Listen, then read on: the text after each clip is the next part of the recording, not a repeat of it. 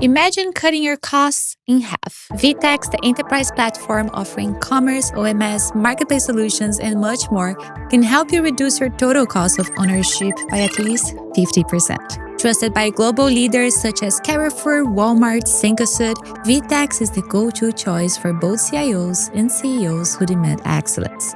Discover how VTEX can elevate your business today. Visit vtex.com or click the QR code on your screen. Let's go to the episode.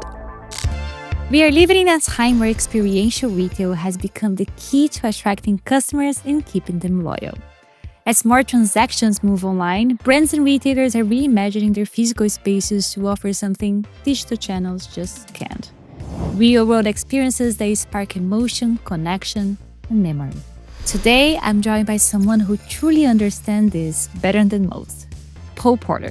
He is the Global Chief Experience Officer at Hamleys, the world's oldest and most iconic toy retailer, a brand that has been investing in experiential retail for more than 265 years. Together, we will explore what it takes to create magic inside the stores and how experiences can future-proof retail, and why, in an increasingly digital world, the physical matters more than ever. Here's Paula, and this is episode 70 of my show. Welcome to OFFBounds. Paul, first, beautiful name, and and thanks for joining me here in London. It's a pleasure to have you on OFFBounds. Thank you very much for inviting me. It's exciting to be here. So this is my last episode recording in London after this month, and I think many of the brands I interviewed, they are either 1 century or 2 century olds, but I think Hamleys is the oldest. It's 265, if I get it correct. That's absolutely right. Yeah, we win the prize as the oldest brand that you've interviewed. Yeah, we started right in central London in Holborn, founded by a Cornishman called William Hamley. And his first store was it wasn't called Hamleys, it was called Noah's Ark. But it has been a staple of London, and an absolute sort of must visit for 265 years in August this year. So we're 2 or 3 months shy of our 265th anniversary. That's very exciting. It must be a brilliant place to work at. I mean, like you're putting some dreams to work. Yes, it is. And it's a very, it's a bit of a privilege in some ways, because it's so old. It's like, you don't want to go, oh, I better not change this too much. But it's all about heritage and its Londonness. And, there's we've got stores around the world, but part of our brand heritage, our brand values is our London credentials. And I think that's wonderful to double down. Like Burberry is doing this now. Like we are British, we are London. So I think that's a good way to. But London is also, I think it is fair to say, there's loads of heritage and Tower of London and all of these things that people come to see.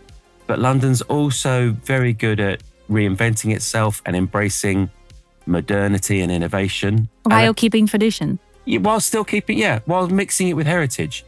And there aren't many cities in the world, I don't think, without doing a job for the London Tourist Board, but that are able to get that balance between the heritage and always sort of having that innovation, something new, whether it's new buildings, cultural elements. There's a whole world of it, but it's I think it's what keeps London unique. That's true. I had a great time, and for mostly of the month was sunny, which that's not usual. No, yeah. That's very not heritage. Yeah. But we have 50 different countries that listen to us on a regular basis. So not everyone might be familiar with Hamleys. How would you describe Hamleys with in terms of how many stores? How is the business like? Hamleys now has 200 stores across 17 markets around the world. The biggest store, the most famous store, is our one on Regent Street. We've been on Regent Street for over 140 years. That is 7 floors of magic, is how we'd like to think of it. Hamleys is a unique proposition in the toy world. It's full of fun and magic and hands-on play and demonstrations and people who are absolutely, so enthusiastic about what they do, it makes the difference. And, over 265 years, a company will be through ups and downs and you have to get over hurdles. And it's the people in our stores and in that Regent Street store that absolutely keep it the best that it possibly can be. So I went to this store this weekend. Great. I was like, let me take some notes before talking to Paul. That was a dream. I walked in and then there's a lot of products being demoed by people that are so enthusiastic. It's almost like fairy tale. I was thinking of course I need this boomerang. Of course I need this. It was so dreamy. I think I was more excited than the kids themselves. Well, that's a great sort of point, because when you look at the people that come into our store, and it's mainly sort of family groups, but there are adults shopping for kids, presents, secrets, this, that, and the other. Even the most hard-bitten father who's thinking, kids in the toy store, this could be expensive. They cross our threshold and their whole demeanor changes. They start seeing the experience through the eyes of their child, sort of become quasi players rather than shoppers. And you can see their whole, their face changes, and they're caught up in the moment.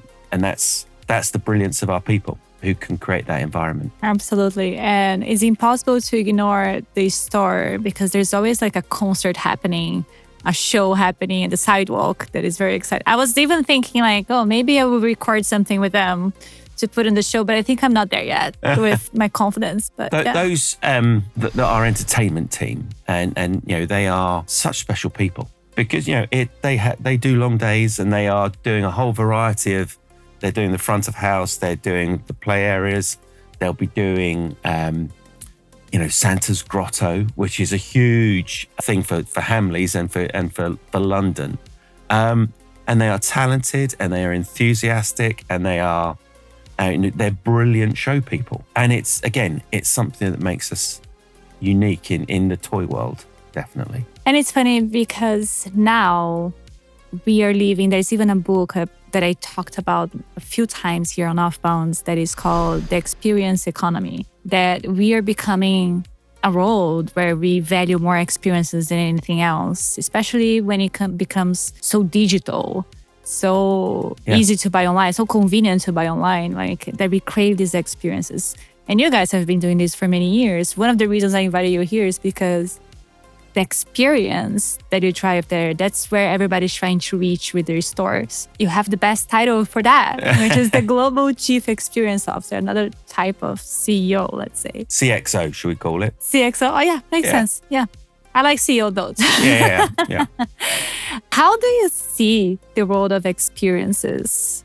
What is the value that you're bringing there? Because you've been with Lego before, and I think toys in general, they open a level of creativity that we can have in driving these experiences. What is your job? Well, so you've asked a lot of questions in Sorry, that. I was... No, there's... So, to answer the first question, 5 years ago, during COVID, people were saying, retail experience is dead. Yeah. Everything's going online. We don't need stores. Death of stores. It was very apocalyptic. Yeah. Who needs the high street? Who needs Regent Street?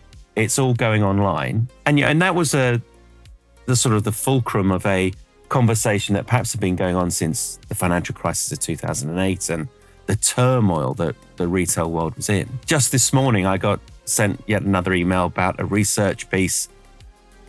Retail is all about experience. Consumers demand experiences, memorable experiences that will stay with them for months and weeks and years. And it's so true. And I think that yes, the convenience side of shopping is great in the digital world, and we all do it, and it makes life so much easier. But those memorable moments that can really shape a brand and shape a consumer loyalty, shopper loyalty, tend to happen more in the physical world. And whether that's not just about toy retailing, that is in general, that if you have a good experience in a supermarket, if you have a good experience in a bookstore or wherever it is, And that could be an interaction with the person, it could be an interaction with the product, or just, the whole environment. And that's what my role is, to answer your second question. That's amazing, yeah. It's about creating environments where good experiences can happen. And when that could be, and as I say, that could be about people. In the toy world, it's about, there's nothing more depressing, I think, than seeing a kid come into a toy store and met by a wall of boxes that they're not able to get their hands on. Kids want to play. And adults want to see their kids playing. So you have to have that opportunity to engage with the product as well, and to let kids just escape and be kids and play and have a great time. And that's what, that's why they remember. I was having a conversation today, which is the millionth conversation I've had since Hamleys, where people say, oh yeah, I went there when I was a kid and I still remember it. And I remember the train set or the demonstration or whatever it was. But it creates a memory that in some senses lasts a lifetime, using a cliche, but it lasts a very long time. But it's true. We were just talking here with our engineer, and he's like, I love it. I love it. When I'm sad and I go there, like, it makes me happy. So yeah. And how lucky. Nobody forgets how you made them feel, right? And how lucky is it to be to play a little role in a brand that turns sad people happy? It's pretty special. It is very special. I think like it's not that easy too, right? Like there are some complexities, especially if you're expanding internationally. How this experience can be translated in different locations. With difficulty at times. It's if you have a 50,000 square foot store, 5,000, 6,000 square meters, you've got the space to create experiences and you're selling perhaps 20,000 SKUs or more. When you try and translate that into a 100 square meter travel store, or a store that's in a mall where the audience profile is very different to Regent Street, you have to have the nuances to be able to understand actually, if there's a higher frequency of visit to that particular store, then you need to really dial up innovation and you need to dial up newness and novelty so that there's always something new in that store for people to create a reason for them to return. Something that's going to entertain their kids, something that's going to entertain them as well. They're, to use an old colleague's expression, they're happy to shop and they're happy to play, and they're happy to do that on a frequent. It becomes, in some of our stores in Dubai and in India, we have play experience. We have soft play. Works fabulously in those environments because mall culture is so much more ingrained in family life than perhaps it is in Western Europe and in the UK, where the high street is more important. What do you mean by? I think because the Hamleys I went here, I could play too if I wanted. Yeah. Like there, you play different. Not differently. Play is play, but it's more like everybody gets to play. How does it? So the soft play areas. Yeah, it is a dedicated play area. So you've got tunnels and climbing frames and sand pits and water tables and we have a food and beverage offering within those, and it becomes an hour's fun and entertainment for the friends can meet, parents can meet up with each other, have a coffee, while all the time being able to see their kids running up and down through climbing frames and ball pits and doing all those great things. It's an extension of play. I think I went to 2 stores. So I went to Glasgow store, which is a lot smaller than the one at Regent Street. Yeah. And I saw the Build-A-Bear workshop in both. Yeah. I love them. I interviewed them as well. Mm-hmm. It's just a lovely business too. But I think what I like about them in your store more than their stores themselves is because, I don't know, it feels that it fits more on the doing things. The great thing about Build-A-Bear is the personalization, and you create your own individual. There's a whole feeling in building your own bear. And in the Hamleys environment, it magnifies that feeling. My one of my colleagues was telling me just last week, and we were talking about exactly these topics we're talking about here. And there was a French lady that come over especially to Hamleys to do a Build-A-Bear.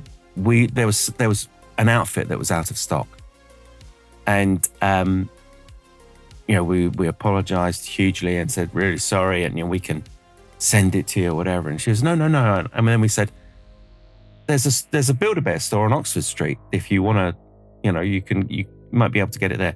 She's like, no, I want to get my Build-A-Bear in Hamleys. And you take a little step back and you go, okay, it means that much to people. It's that important, and that perhaps I'm exaggerating to say it's that important, but it's a special thing, and it's not doing it Hamleys is slightly lessened in its emotional resonance. Perhaps is. Yeah, I think that's what Hamleys is it really touches the emotions. What type of emotions? Like, is there's a playbook or that you have to follow? Like, these are the emotions you want to give to people? Or? There are some playbooks. I need to create a lot more, but okay. Or a few more. But our promise is, we will put a smile on every face, and a smile that will last a lifetime. It's about happiness. It's about joy, and kids get simple pleasures from play, and parents get huge pleasures from seeing their kids play, especially as perhaps it's an antidote to some of there are always complaints about children spending too long in the digital world, in digital environments. And there are huge benefits to digital environments and kids spending time there. But when you see a kid absolutely sort of not transformed, but taken to a different place because they're doing a physical play. Lego is a great example. I spent 7 years at Lego, but when you see kids playing, and my kids when they were growing up playing with Lego, and everything else just all those distractions disappear, and there's a focus and a simple joy. And they could be following instructions, or they could just be free building. And it's really lovely to see. You're almost 10 years into the toy world. It must be like you probably have lots of stories of kids changing or growing up, coming to your stores. What do you think are some of the experiences in these stores that could be replicated in other retail environments? Gosh. Perhaps it's not the best answer, but the first experience that really springs to mind is Christmas. Not only is it a hugely important commercial time for a toy store, not unsurprisingly, it becomes a really special experience for everyone in there. We on Regent Street, we will have 35,000 people coming into store every day, and that's for Christmas or normally? Just at Christmas time. Normally, it's a fraction of that. But then there are seasonal peaks. But Christmas is a hugely sort of busy, bustling, focused time for everyone. Well, you'd have 400 people in Regent Street, colleagues and staff. So it's. Am I answering the question? Christmas is translatable from having 2 grottos and play areas and filling a store with Santa's elves and helpers and having these brilliant front of house entertainment teams and the demonstrations. You can replicate that and scale it to the rest of the network. Because I think retail in general, we thrive a lot in this time of the year because it's when we're all shopping, right? Yeah. Everyone is out to buy their gifts and their presents. And so, Christmas as an occasion, as an experience, I suspect, it's not a global experience still. But it sort of translates slightly differently, say like, in China and places like that, where there are other occasions that are more important. Most of the world, it's something that it's just a special time of giving. And actually for the toy industry, if people are suffering from economic hardships and the economic woes and times are tight, they still seem to ring fence and guard what they're going to do with their kids and what they're going to do for their kids. So there's a resilience in the toy industry that is perhaps stronger than elsewhere. Not sure I answered your question there, though. Well, you gave me a little bit extra, which is great. And I wonder, and you brought up, I think like we already talked about the internationalization and the challenges. I think you just touched a point that is interesting too. Like every holiday, every country has a different holiday special, right? Like I was just in China in November and they had the Singles Day, which was enormous. A day that we never experienced here. So that for me was also, you must have special teams in each of these regions to help you drive these localization opportunities too, right? Yeah, I think there's, it's always a balance, isn't it, between global and local, and that awful glocal expression. Glocal, that's the first time I hear. That you have to, yes, you want to be as relevant to your local audiences as possible. But then you also want to be consistent in your global approach and say the things about your brand that are important and that will make your brand different and that differentiator. And yeah, because I guess like here it's everybody knows Hamleys is that you're expressing, right? Like it's London, it's British, it's a legacy brand here, but like it's not in other countries. So you have to build that tradition with them too. Yeah. Perhaps we've been guilty in the past of not managing that process as well as we could do. So the localization, whether it's in store design or experience, has perhaps gone in funny directions that you go, that's sort of slightly strange. And part of my role, it's the first time they've had a CXO, is to try and manage that and create standards and consistencies across our whole store network. So it's not just the look and feel, but some of those experiences, and it's all about being, a brilliant experience, but also the best that we possibly can be. Whether that's the people, the product, it's it's simple 4 Ps of marketing, isn't it? For going back years, but the people, the product, the place. It's all about making sure that they're the best they possibly can be. Yeah, I don't know. I find your role challenging in many aspects because people change, the world changed, the way we interact with each other changed. Like, see now how digital we are. And how do you grow these experiences with the market that is changing? I think that you need a process for that too, right? So you can last another 265 years. Yeah. There probably is a process. It's not a written down process. It's not a formulaic, day one, year one, this is how we started. We spend an awful lot of time out in market with toy manufacturers, at toy fairs, seeing experiences in other industries as well, and seeing how we can relate them to our business as well. A lot of the great experiences that we have in store come from people who've worked at Hamleys, and then they've gone off and they've gone into other parts of the toy industry and they've created something and they've done something. And then they come back and they say, this would be great for you guys. And it's true. Oh, that's beautiful to see that someone cares so much to be back and like share that. Marvin's Magic, which is part of the Hamleys offering. Marvin, the guy 30 years ago, worked at Hamleys and then created this proposition.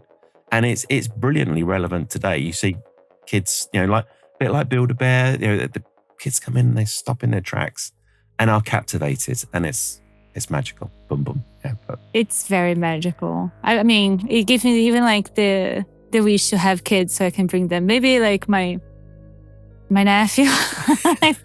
Well, and perhaps it brings out the kid in you as well. Oh, that definitely has happened. Yeah, I was the happiest kid over there. Well, yeah, you get involved in cliches, but it's for kids of all ages. Absolutely. Do you play a lot? Yeah, I think I'm quite playful in nature. Over Easter, from my days at Lego, I had a set that I'd been sitting in a cupboard for 2 years, and I just spent a couple of days building. It was Concorde, and I spent 2 days building that, having to stop. And my wife had to rebuild a bit of it because I'd done it wrong. But it was great, and it actually, that sort of escapism that you have through play, it reminds you of it. Interesting. And another question, I think you get a lot of you have a Lego space inside Hamleys. You have Build-A-Bear space So there's also I think that's the point where Hamleys design the experience and they design their experience, and how do you we manage build that that together. Yeah, how does it work? Well, I think it's very easy to go too far, and you become almost like a house of brands, like a department store full of concessions, and you lose sight of actually the environment that you're in. You almost forget that you're in a Hamleys. And I think in some of our legacy stores that's probably happened. So it's about making sure that the brand presence and the brand values are communicated in an effective way, whatever size, wherever that store could be. So that is about having a global retail platform, and then making sure that the mix of experience, our partner brands, our supplier brands are absolutely crucial to us. It's that abundance of choice and different brands that make the experience so special. But it's also really important to make sure that the Hamleys presence within that mix is absolutely spot on. So, you talked about heritage, we talked about London, we talked about modernity and innovation as well. And all of those things are present under the Hamleys umbrella as well. And so simple things like consistent branding. Yeah, but like when a brand, a different,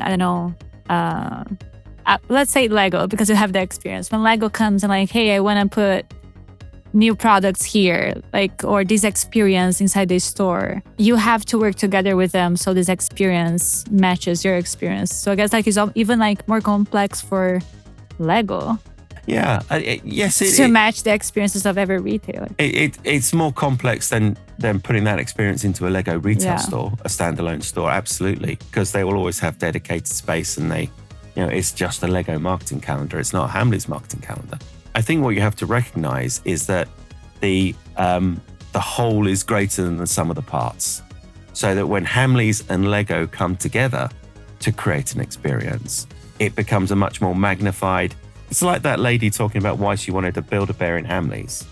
Yeah. It's when the two come together, there is a much richer, deeper experience. Absolutely. And what would be your advice to retail professionals that are rethinking their experience, their in-store experience? And even, I think there's so many online retailers that are now driving to stores so they can drive this experience. What would be, your 3 pieces of advice to these people? What they should focus on? Perhaps it goes back to some sort of pretty fundamentals, but the first bit is sort of imagining a sort of a Venn diagram with 3 circles, and in that first circle is your audience. You have to understand your audience, and that I think the greatest skill that a marketer has is empathy.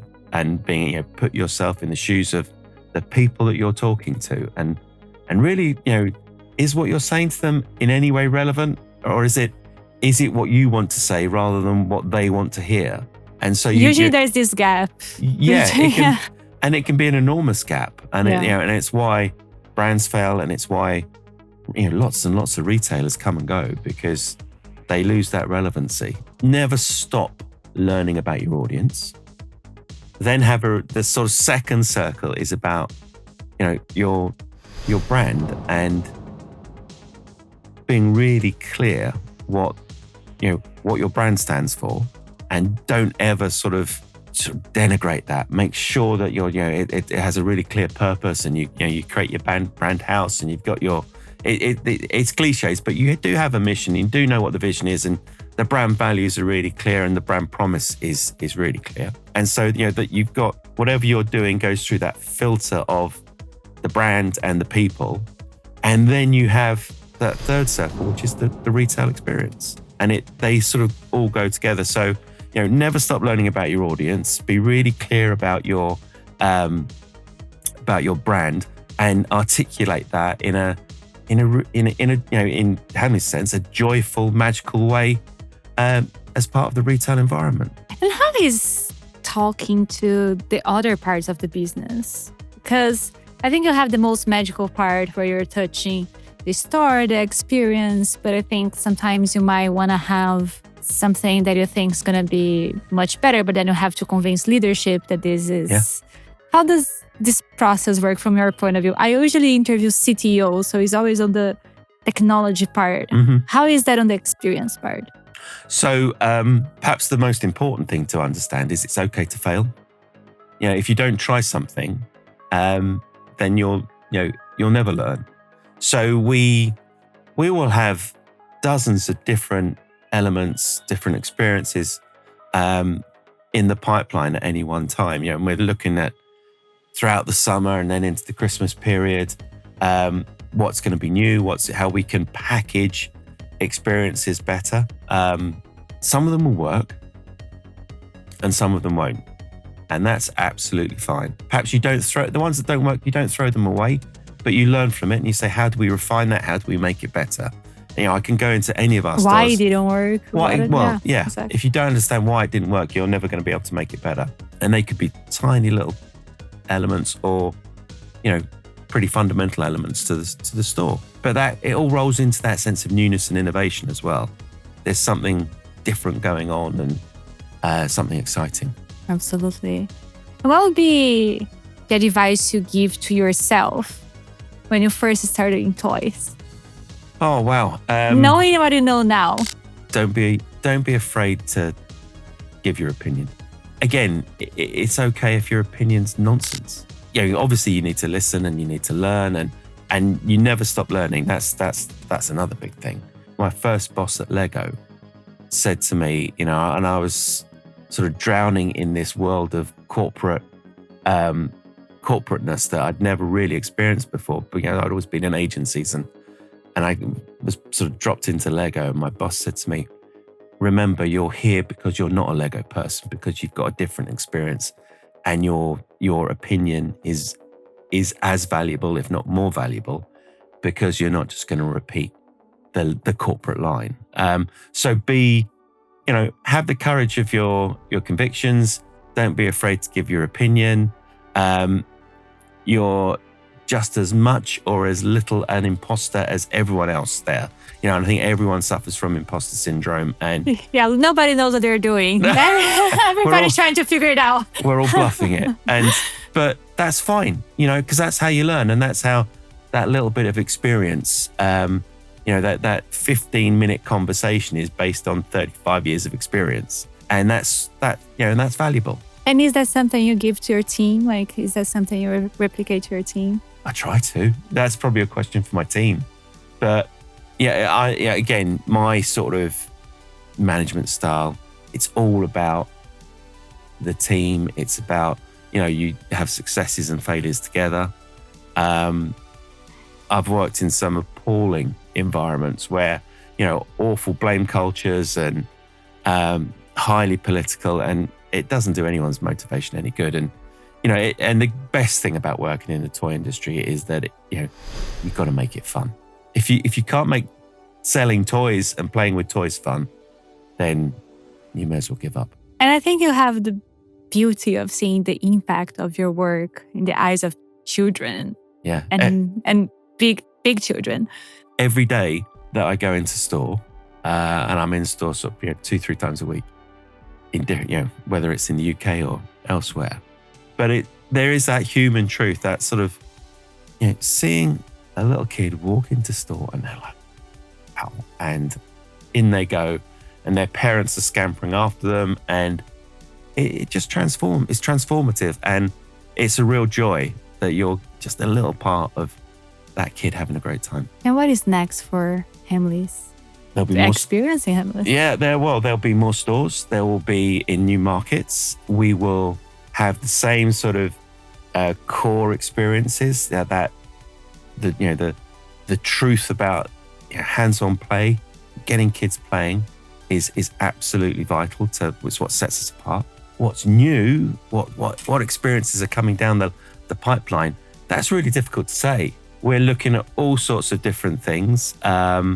We're very interested in, it's like old school category management, but bringing aligned experiences together to create these sort of immersive zones where the division between experience and selling is very, very blurred, so that it all rolls into one. About a particular audience type, it could be about a particular play experience, it could be about a category, bringing all our teddy bears together to create a sort of a teddy bear world, or all our vehicles together to sort of build on the momentum of Formula One and creating pit stops and that sort of thing. There's so many different things that it takes a bit of time to get your head around them all. But then you go, well, let's explore that and let's see it. And, and we work really closely as a team. It's a very small team. And, our product guys, our ops guys, and, the marketing and experience people all sort of sit down and start working it through and seeing how we can make it work. And that's when some great experiences I wish I could be, a fly hanging out in these meetings and just to hear how they sound like. If I was your shadow one day, what would be the aspect of your job that would be surprised by? How varied it is. There's so many different elements to it. I think what would surprise you is the variation. There's so many different elements to, could be talking about installations, we could be talking about packaging, we could be talking about store designs around the world. And that's probably just in the morning. In the afternoon, it then goes on to other things as well. So it's almost impossible to get bored. I hope so. Wow, it's just my turn to say, Paul, thank you so much for sharing everything with us. It was wonderful to learn about your job, and thanks for your team to drive all the great experiences I just had this weekend. Amazing. Absolute pleasure. And thank you for inviting me. And you're always welcome to come into Hamleys again. And it's been lovely doing it. Thank you. Thank you.